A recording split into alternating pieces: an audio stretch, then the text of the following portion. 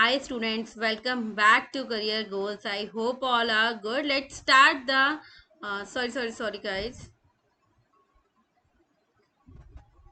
Let's start the Science and Technology Current Affairs second class. सिर्फ first class हम लोग की हो चुकी है, ठीक है। और आज जो है वो है सेकंड क्लास आपके करंट अफेयर, वो भी साइंस एंड टेक्नोलॉजीज का। जो जनवरी 2021 से रिलेटेड जितने भी करंट अफेयर्स हैं साइंस एंड टेक्नोलॉजी के, वो अभी कंप्लीट होंगे। और सिर्फ मंथ वाइज जो है सारे करंट अफेयर्स कंप्लीट किए जाएंगे किसके, साइंस एंड टेक्नोलॉजी के। Good, got it. And my self Priyanshu Sharma, let's start the class. Okay, तो लास्ट क्लास में हम लोगों ने बहुत सारी चीज़ें कवर अप करी हैं, बहुत सारे पॉइंट्स कवर अप करे थे, ठीक है। अब स्टार्ट करते हैं हम Covishield and Covaxin, Covix and Covishield. क्या न्यूज़ है, क्या वर्क है, रिसेंटली क्या क्या चीज़ें डिस्कवर्ड हुई हैं उनसे रिलेटेड, क्या प्रॉब्लम्स आई थी, क्या क्या इश्यूज थे, ये सारी चीज़ें हम लोग अभी डिस्कस करेंगे। तो रिसेंटली न्यूज़ ये थी कि drug controller general of India DCGI ने प्रूव किया था इन दोनों वैक्सीन्स को, ठीक है। किसके अगेंस्ट? कोविड-19 के अगेंस्ट, जो ऑलरेडी हमारी कंट्री में इतना ज़्यादा फैला हुआ है, हमारे पूरे देश में, पूरे वर्ल्ड में जो इतना ज़्यादा फैला हुआ है, उसके अगेंस्ट जो है इन वैक्सीन्स को लाए गए थे, जिससे होप सो ज़्यादा नहीं बट कुछ हम लोगों का भी बेनिफिट हो सके, लाइक बीमारी से बच सके। बीमारी तो भी होगी अगर आप, कोई भी पर्सन जो है, एक्स पर्सन जो है, अगर प्रॉपर वे में अगर चीज़ें यूज़ नहीं करता है, लाइक सैनिटाइजर्स, मास्क, तो बीमारी अभी भी हो सकती है बट कुछ परसेंटेज हमारे लिए कम हो जाएगा जो इस वैक्सीन को लगवाते हैं। तो दो वैक्सीन थी जो अप्लाई की थी central drug standard control organisation में, जिसको इमरजेंसी में यूज अप्रूवल दिया गया था, ठीक है। तो वैक्सीन क्या क्या थी? Covaxin and Covishield. I think आप में से बहुत लोगों ने वैक्सीन लगवा लिए होंगे। ओके, तो ये दो वैक्सीन आई थी जिनको अप्रूव किया गया, ठीक है। किसने अप्रूव किया था? Drug control general of India DCGI ने अप्रूव किया था।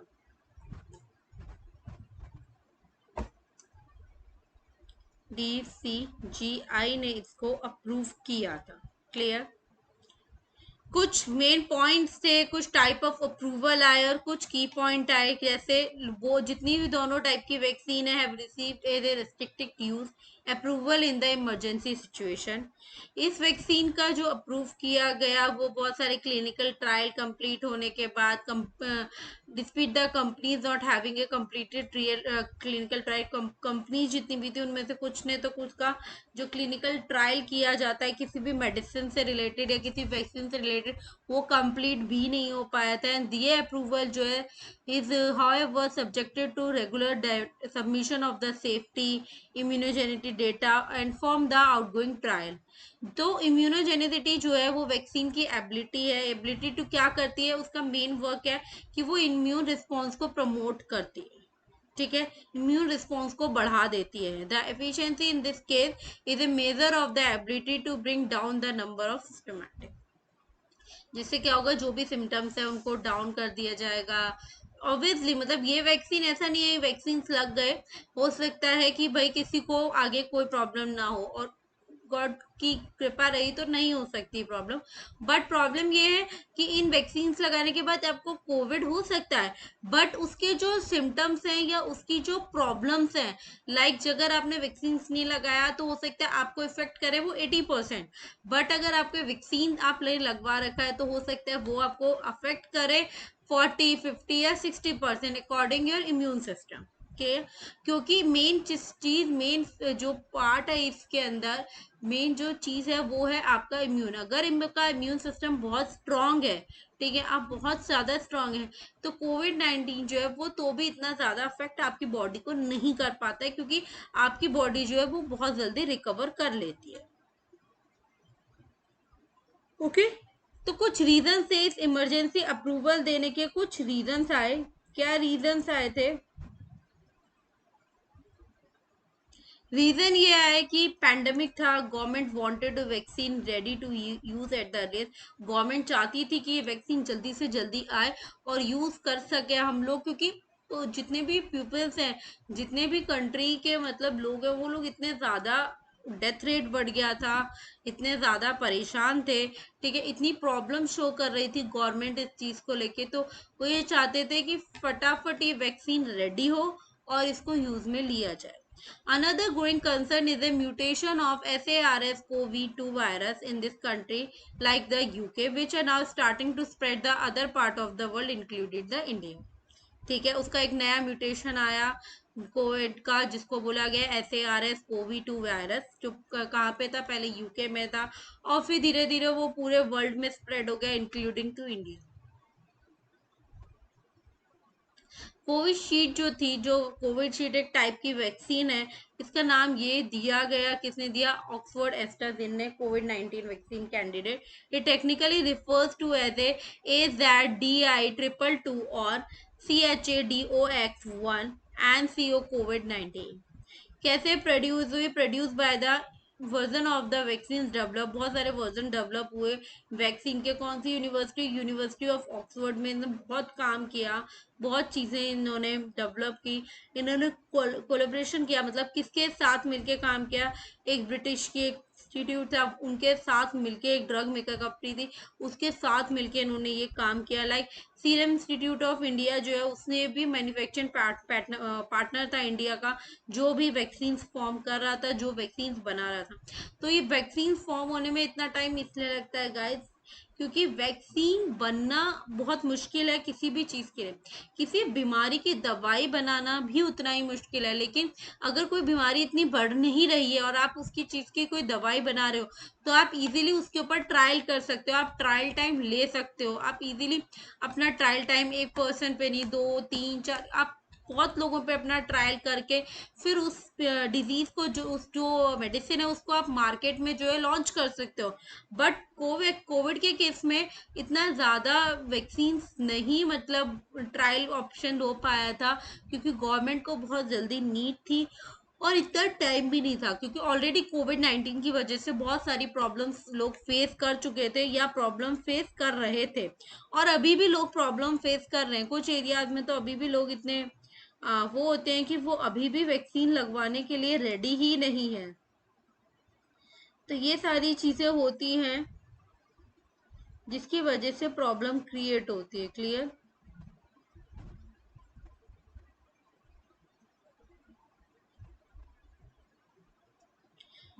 नेक्स्ट, ये सारी इमरजेंसीज थी, कुछ कॉन्स्टिट्यूएंट या कुछ एक्शन से, किस चीज़ पे बेस्ड थे, वो weekend version of the common cold virus, ठीक है, और वो भी एंड्रो वायरस, जो किस में फाउंड हुआ था, चिंपैंजीज में फाउंड हुआ था. जो वायरल वेक्टर हैं, जो कंटेन करते हैं जेनेटिक मटेरियल, कौन से genetic material, SARS-CoV-2 spike protein है ये, जो कहाँ प्रेजेंट होता है, वो प्रेजेंट होता है वायरस के आउटर मेम्ब्रेन पे, और वो किसके साथ, वो क्या करता है, वो हेल्प करता है कि वो बाइंड हो जाता है ह्यूमन सेल के साथ. तो जो बॉडी है इम्यून सिस्टम की, वो रिस्पॉन्ड करती है और रिकॉग्नाइज करती है इस प्रोटीन को एज ए थ्रेट.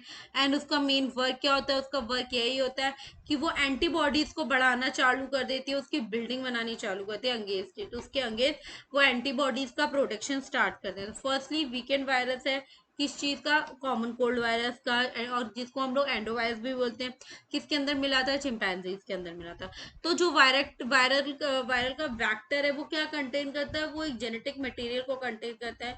उस जेनेटिक मटेरियल का क्या नाम है, SARS-CoV-2 स्पाइक प्रोटीन, जो कहाँ प्रेजेंट होता है, वायरस के. For an example, guys 2 minutes. For an example, ये कोई वायरस है, ठीक है, इसके आउटर मेम्ब्रेन, जो ये वाली आउटर मेम्ब्रेन है, यहाँ पे प्रेजेंट होता है, और इस क्या हेल्प करता है, इसका क्या काम करता है, ये बाइंड हो जाता है किससे, ह्यूमन सेल से. ओके. सिग्निफिकेंस क्या, इट है triggered at the immune system in the human के इम्यून सिस्टम को ट्रिगर करता है अगेंस्ट द कोरोना वायरस. इस अर्ली स्टेज में it is considered to be the one of the global frontrunner of the कोविड-19 vaccine. ठीक है, तो ये सारा एक्सप्लेनेशन अभी जो मैंने आपको दिया ये कोविशील्ड से रिलेटेड था, कोविशील्ड वैक्सीन से रिलेटेड था, क्योंकि मोस्टली लोगों ने जो है अभी 2 टाइप की ही वैक्सीन ली है, one is a Covishield and second is a Covaxin. वैसे 3 टाइप की है, बट मोस्टली जो हम लोग को अवेलेबल हो रही है या जो हम लोग को इजीली मिल रही है वो ये 2 ही टाइप की वैक्सीन है। तो नेक्स्ट इज ए कोवैक्सीन, ठीक है, जो इंडिया में हुई कोविड-19 की वैक्सीन है। किसने प्रोड्यूस किया था? भारत बायोटेक ने प्रोड्यूस किया था, उन्होंने डेवलप किया था हैदराबाद में। बस उन्होंने कोलैबोरेशन किया था, मतलब किसके साथ मिलके काम किया था? उन्होंने Indian council of medical research, national institute of virology, मतलब जो वायरस की इंस्टीट्यूट होते हैं जहाँ पे खाली वायरस की ही स्टडी होती है, उनको उनसे कोलैबोरेशन करके उन्होंने ये वर्क स्टार्ट किया था, ये वैक्सीन बनानी स्टार्ट की थी। और ये इंस्टीट्यूट कहाँ पे था? ये इंस्टीट्यूट था इनका पुणे में।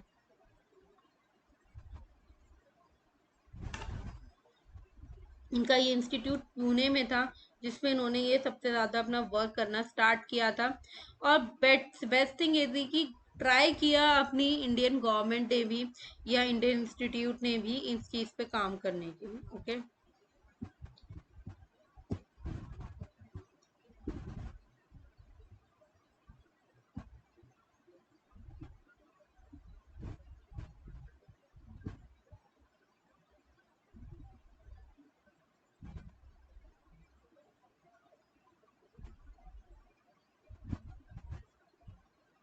Okay guys.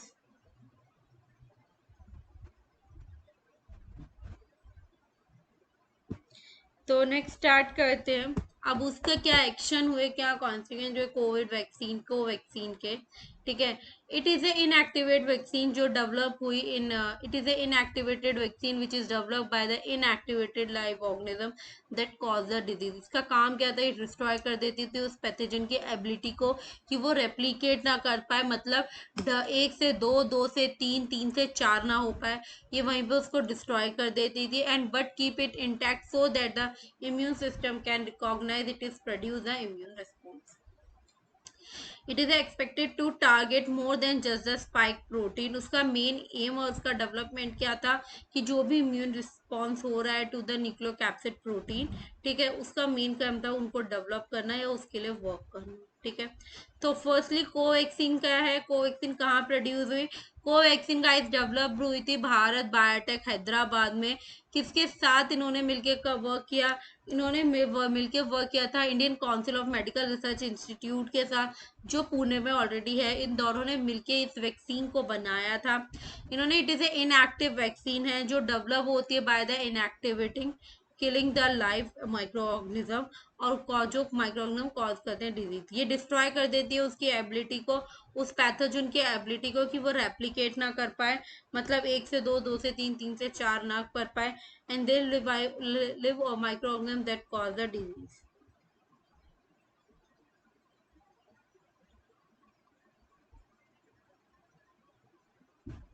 ठीक है। और डिस्ट्रॉय कर देती है ability, and this is expected to target more than just the spike protein. और मेन एम क्या है कि वो डेवलप करती है इम्यून रिस्पॉन्स को, ठीक है, इम्यून रिस्पॉन्स को ज़्यादा डेवलप करती है। सिग्निफिकेंस क्या है? कोवैक्सीन जो है वो more likely to work against the newer variant of the virus, ठीक है, इंक्लूडिंग द यूके वेरिएंट जो था उस पर भी उसका वर्क था। वो कंटेन करता है इम्यूनोजेंस को फ्रॉम द अदर जीन्स जो एडिशन होते हैं, additional to the dose of the spike protein. Immunogen क्या होता है? वो स्टिमुलेट कर देते हैं और प्रोड्यूस करते हैं किसको? ह्यूमर और the cell mediated immune response को। और एंटीजन एक ऐसा सब्सटेंस है जो स्पेशली बाइंड कर जाता है उस एंटीबॉडी से। इम्यूनोजन जो है वो एंटीजन होते हैं, बट जितने भी एंटीजन होते हैं वो ऐसा नहीं है कि वो इम्यूनोजन हो, ठीक है। गाइस रिपीट कर रही हूँ, जितने भी इम्यूनोजेंस होते हैं ऑल इम्यूनोजेंस आर एंटीजन। जितने भी इम्यूनोजेंस है वो एंटीजन है, बट ऐसा नहीं है कि जितने भी एंटीजन है वो इम्यूनोजन हो, ऐसा कंपलसरी नहीं होता है। तो जो अप्रूवल मिला कोवैक्सीन को, वो इंश्योर किया इंडिया ने is additional vaccine shield specially the vaccine out but data missing. ये क्या है? एफिशिएंसी डेटा है of phase 3 trial conduct in the India. There the 2 vaccine हमें अप्रूव करी गई पब्लिक यूज के लिए, ठीक है। ये थी कोविशील्ड वैक्सीन और ये कोवैक्सीन। कोविशील्ड वैक्सीन डेवलप हुई थी कहाँ पे, सीरम इंस्टीट्यूट पुणे बेस्ड थी, ठीक है, और ऑक्सफोर्ड यूनिवर्सिटी, ठीक है, जिसको एक एडिशनल अप्रूवल मिला। ये वैक्सीन एफिशिएंट है, report 70.4% based on the third phase जो ट्रायल कंडक्ट किया गया था यूके एंड ब्राजील में, उसमें 70.4% अप्रूव हुई, 74 एफिशिएंट थी। Efficient data of phase third trial conducted to the 1600 volunteers पे कंडक्ट किया गया in the 17 Indian cities have not been made a public yet। Covaxin जो थी वो डेवलप की थी भारत में, इंडिया में डेवलप हुई, भारत बायोटेक और इंडियन काउंसिल इंस्टीट्यूट रिसर्च ने अप्रूव किया गया, ठीक है। Restricted emergency use of the clinical trial mode, जो फर्स्ट 2 मंथ है after the roll out the fame no inform the drug regulate every fortnight but the adverse effect of the vaccine. जो phase first और second का trial था वो approximately conduct किया गया था 800 वेरिएंट वॉलंटियर्स पे, 800 लोगों पे ये चीज करी गई थी, 800 लोगों पे ये करी गई थी to determine the safety and immunogenicity of the, क्या चीज डिटरमाइन करने के लिए कि सेफ कितनी है, इम्यूनोजेनिसिटी कितनी है इस चीज की। तो efficiency data of the ongoing phase third trial किया गया 22,500 वॉलंटियर पे, have not be made a public yet। Okay, clear. Next हम आते हैं कि नेशनल मेट्रोलॉजी कॉन्क्लेव इन 2021, मिनिस्टर जो रिसेंटली अपने प्राइम मिनिस्टर ने उन्होंने इनॉग्रेट किया था नेशनल मेट्रोलॉजी कॉन्क्लेव 2021 को, and has also laid the foundation stone of the international environment standard lab through the video conference, ठीक है, एक वीडियो कॉन्फ्रेंस के थ्रू वर्क हुआ। उन्होंने ऑर्गेनाइज किया था council of scientific and industrial research national physical laboratory, जिसको CSIR-NPL बोला गया है, जो दिल्ली में है, जिसको 75 ईयर्स हो चुके हैं। तो जो नेशनल एटॉमिक टाइम स्केल और भारतीय ये BNDP जो है वो डेडिकेट किया गया इस नेशन के लिए to on the occasion. Metrology define की गई, defined by the International Bureau of Weight and Measure के थ्रू, ठीक है, IBWM के थ्रू। और इसमें क्या था, साइंस ऑफ मेजरमेंट, मेजरमेंट्स करना, balancing both the experiment and theoretical determination करना at the level of uncertainty in any field of science and technology.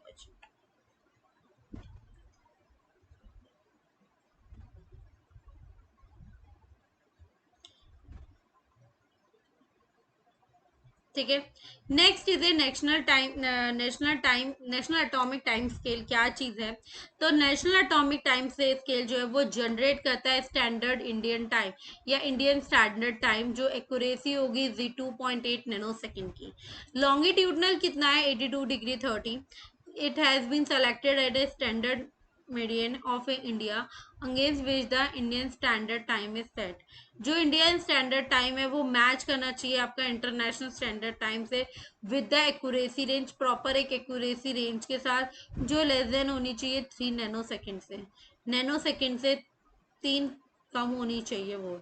And CSI-NPL जो होता है, मतलब national measurement institute of India ने ऑथराइज किया और relies and maintain किया स्टैंडर्ड इंडियन स्टैंडर्ड टाइम को।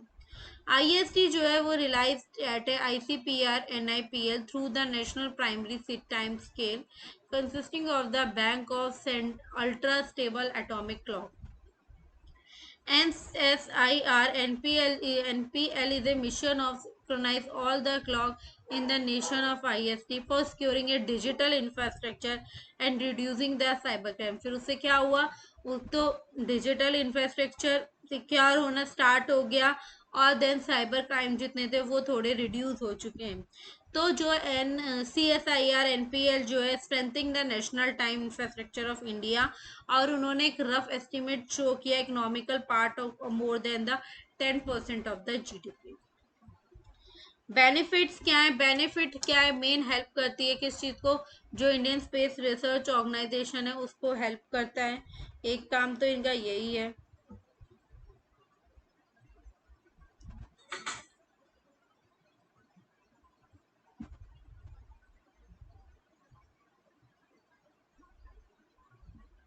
ठीक है, जिसके अंदर हुआ the working with A cutting edge technology, banking, railway हुआ, डिफेंस हुआ, हेल्थ हुआ, टेलीकॉम हुआ, वेदर फॉरकास्ट हुआ, डिजास्टर मैनेजमेंट हुआ, इंडस्ट्री 4.0 हुआ। बहुत सारे सेक्टर जो है वो सिमिलर है और बेनिफिट होते हैं greatly for this achievement. Clear? तो keyword national atomic time scale का काम ही क्या है? उसका काम ही क्या है? वो जनरेट करता है इंडियन स्टैंडर्ड टाइम को किस एक्यूरेसी के साथ? 2.8 नैनोसेकंड के एक्यूरेसी के साथ। बस। देन आता है भारतीय, जो BND है। ये इंडियन रेफरेंस मटेरियल है जो डेवलप किया था CSIR NPL ने। It is a committed to ensure the quality of product. कोई भी चीज़ मैन्युफैक्चर हो रही है, किसी भी सेक्टर में कंज्यूम हो रही है, उसकी क्वालिटी, उसके प्रोडक्ट की चेक करना। And sector by the identify as site traceable measurement and enhancing the quality life of citizen through the metrology. SI system जो होता है वो यूज करते हैं डिस्क्राइब द किस चीज के लिए? मेजरमेंट की यूनिट को डिस्क्राइब करने के लिए in international system. Reference material जिसको हम लोग FM बोलते हैं, वो प्ले करता है pivotal role in the maintaining the quality infrastructure की क्वालिटी को मेंटेन करना of the economy through the testing process के थ्रू, कैलिब्रेशन करने के थ्रू, एंड द मेजरमेंट करना to the SI unit. NPLI जो है सॉरी गाइस,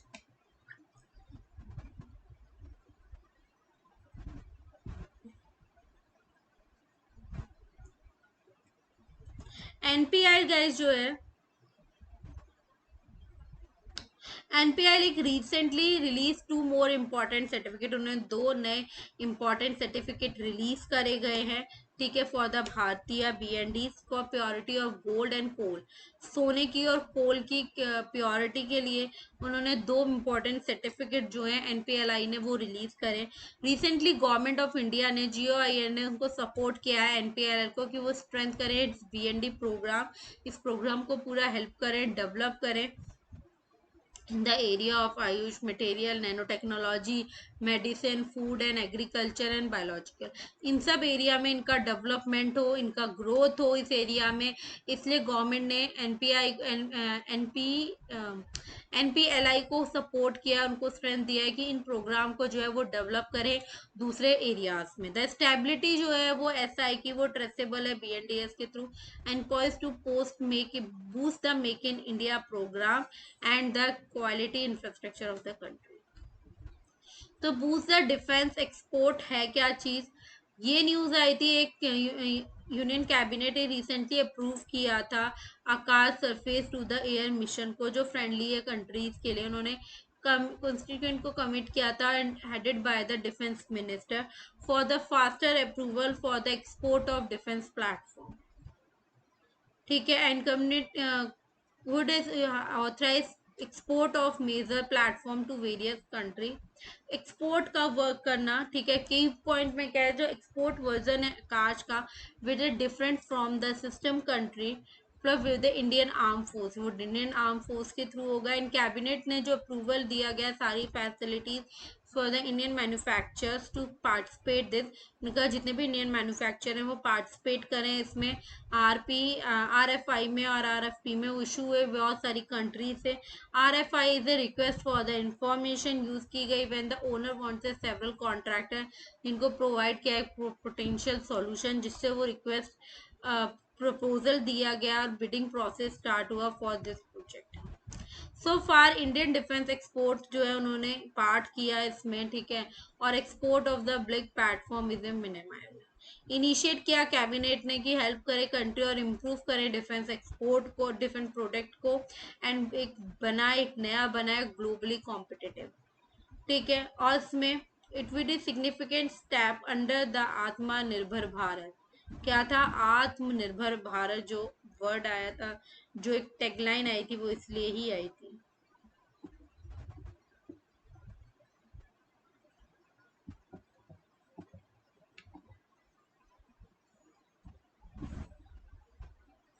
आत्म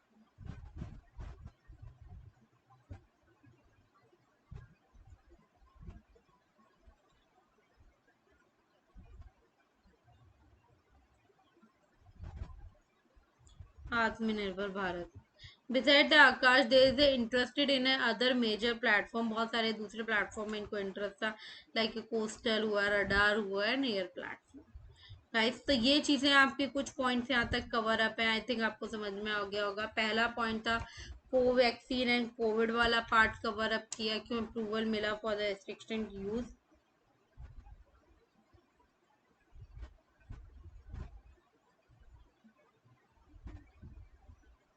ठीक है, उसके कुछ कीवर्ड्स, की पॉइंट्स, फिर इमरजेंसी क्या रीजन अप्रूवल दिए गए, फिर एक्शंस, फिर पहले पढ़ा कोविक्सीन के बारे में, कोविशील्ड के बारे में, एंड देन कोवैक्सीन। फिर नेशनल मेट्रोलॉजी कॉन्क्लेव जो 2021 का था, उसके बेनिफिट, BNDs क्या थे, बूस्ट कैसे किया डिफेंस एक्सपोर्ट को, उसके की पॉइंट्स क्या निकले, गवर्नमेंट ने क्या क्या रूल अप्लाई किए, क्या क्या चीज़ें करी। तो गाइज ये आपका ये कुछ पॉइंट्स थे जो यहाँ पे कंप्लीट होते हैं। आई थिंक आपको इतना तो क्लियर होगा, कोई डाउट नहीं होगा।